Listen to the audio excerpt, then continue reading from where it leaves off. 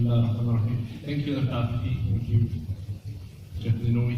I have a question about leadership. Sidi, the Prophet ﷺ prophesied that in the last age, the position of leadership will be taken by people lacking of leadership values or skills. And we see problems of such nature happening all around the world.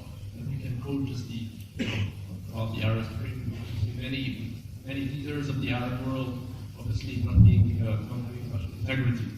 As for all the example that you've mentioned in the lecture, culminating with our Messenger Sallallahu Alaihi Wasallam, how do we revive leadership values, integrity, and accountability in the current context of governance, meaning to say the democratic context, etc.? Thank you.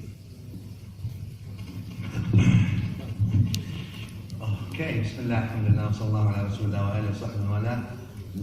The first half of the question is sort of almost political, and political not in a bad sense. I'm just not a politician, so I hate to give you an incomplete answer about the Arab rulers or the Middle East. So if I skip that, my personal view, if you want to ask me about the quote-unquote Arab Spring, I'm having my suspicion about the word spring. Sometimes I think it's fall. In fact, I wrote a paper about spring or fall about 3 years ago, suspecting that it's not really a spring where flowers, like in the great state of Perak, blossom, but it's bloodshed and destruction.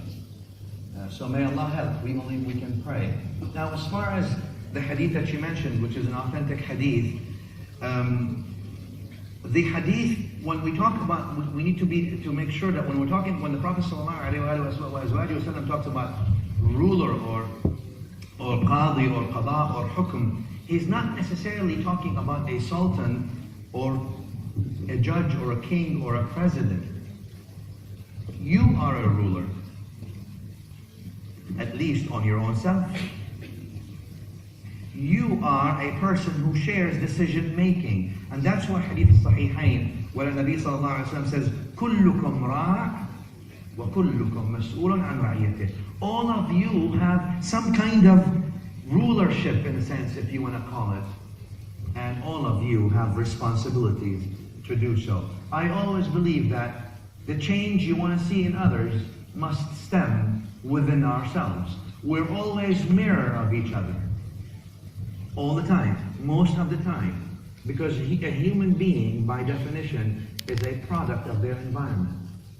So reform has to start from the bottom up, in my view. In other words, Dini reform, grassroots reform, changing the hearts of people, bringing people closer to Allah Ta'ala, moving from ritual to spiritual, moving from information only to actual realization or transformation. And then everything works right.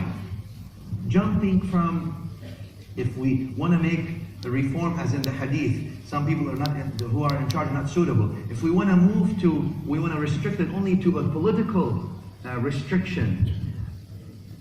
Look, the Prophet ﷺ first worked on the hearts and minds of people, then worked on the social strata and injustices within people, then talked about the political reform. Jumping up and down may become difficult in my view, but again, Allah knows best.